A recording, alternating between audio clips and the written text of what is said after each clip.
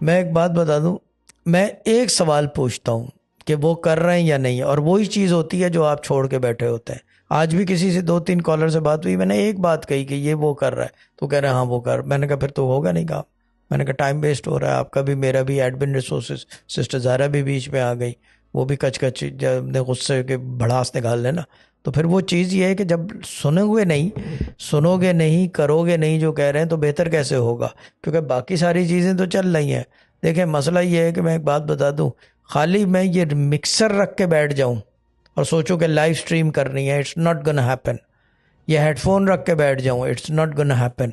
जब तक सर्वर नहीं होगा, केबलिंग नहीं होगी, पूरा प्रोसेस होता है, एंड राउटर एंड इंटरनेट भी चाहिए। आपके जो वज़ाइफ हैं, ये समझ लो आपका राउटर है ऊपर जाने का।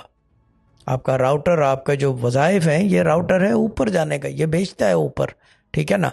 बाकी जितनी चीज़ें हैं, मनी मेडिटेशन, लड्डू मेडिटेशन, 112211, सारी चीज़ें वो समझ लो कि उसको लाइव भेज के कंपाइल करके भेज रही हैं राउटर को। तो router is sending it up through internet connection, and which is beyond any speed, क्योंकि कुरान एक पावर है उसके अंदर। इंटरनेट कनेक्शन आपका वज़ाइफ है।